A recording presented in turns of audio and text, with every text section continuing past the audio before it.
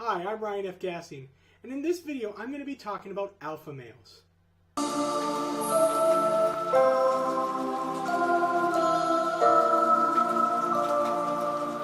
Now, The Hollywood Reporter recently published an article titled "The Triumph of Beta Males." Now, this has created a lot of controversy on the right.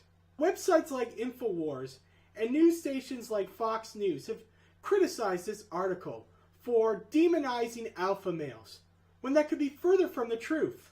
And we have to ask ourselves why. Why does celebrating other groups, be it beta males, threaten these alpha males? Doesn't alpha males mean that they're the top of the pack? That they're the most secure in their position? That they don't have any insecurities? And I think this reveals the problem between the divide between alpha males and beta males. I think that most people are both. I personally feel that I am probably more defined as a beta male. Now, in my youth, I would often get myself picked on by bullies. And in fact, in South Korea, after I was stalked and beaten to a pulp, to the point where I had to have reconstructive surgery to fix my face, my friends felt that I had to be toughened up. And while I still feel like I'm defined as a beta male, I'm more sensitive, I'm more emotional than the average guy, I'm not as assertive as I should be, I did learn a few things from what they were teaching me. And one is you have to stand up for yourself. Now, that I think should be true regardless if you're a beta male or an alpha male. But what I think has happened in our society is that we have confused what it means to be masculine. And what has been introduced is this very toxic, patriarchal system where men are expected to be emotionless bullies, basically. Look at the United States. Who's the president? Donald Trump. Why is Donald Trump the president? Because people think of him as a strong man. Why is he a strong man? Because he always goes against his adversaries. He is always attacking. Which I don't think really is what we should ascribe to being an alpha male. I think alpha males, what defines them most is their assertiveness. They are assertive. They're confident. And that's an admirable, but that doesn't mean that everyone should be an alpha male. And if you're truly comfortable with your own skin, if you are a true alpha male, and I would call the people in the alt-right, these people like Alex Jones, as faux alpha males. They're not really alpha males. They're beta males pretending to be alpha males because they're so insecure about who they are that they have to pick on others to make themselves feel secure. The same is with Donald Trump. Donald Trump is an incredibly thin-skinned, insecure man. And a lot of what he does, the fact that he bullies people, is to make himself feel secure.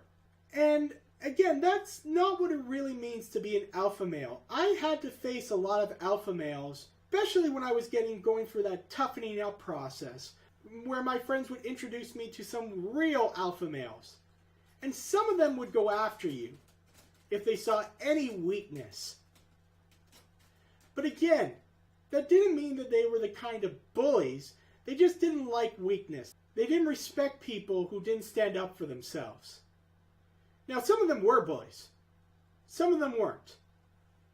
And I learned that if you show weakness, they will come up to you. So it is important to be assertive. But that doesn't mean you have to be cold-hearted, that you can't have a sensitive side. And I think that even a lot of alpha males, real alpha males, not these faux alpha males that we see on InfoWars or on Fox News, who always have to put down women and make them feel less, because that's the only way they feel that they have any meaning, is by putting other people down. No, those kind of alpha males are toxic to our culture. They have become a toxin, and we need to go against. And so, those who are beta males, you do have to become a little bit more like alpha males in the fact that you need to stand up to yourself. Stand up for yourself. But that doesn't mean you have to change yourself as well. We should celebrate diversity in all its forms. Just in the same when it comes to feminism. Some women want to be more career-oriented. They want to stand up for themselves, and that's fine. Others want to fit the more traditional form of feminism. They want to raise kids. They want to clean the house. And if that gives them meaning in life, then we should celebrate that as well. We shouldn't be stuck with these classes where every man must be an alpha male and every female has to be a submissive caregiver. We should have a spectrum of positions. But we do have to stand up to these guys like Alex Jones who complain constantly that celebrating beta males is somehow demasculating men. It's not. Again, that's not what it means to be a true alpha male. Again, I've actually dealt with some guys who, if you got into a fight, you want them right beside you because they will be giving your enemies a pounding. And I'm not saying that that's a good thing, that it's a good thing that they're willing to fight, but it is a good thing that they're willing to stand up for you, that they're willing to have their buddies' backs. So again, those are my 2 cents. I think we need to address this toxic masculinity that demonizes people who don't fit the mold. Thank you for listening, and please help my channel by liking this video and subscribing. Oh, and visit my website at www.darknessinamerica.com to read my short stories about a future United States where people live in fear of inquisitors, telepathic assassins who police the populace for thought crimes.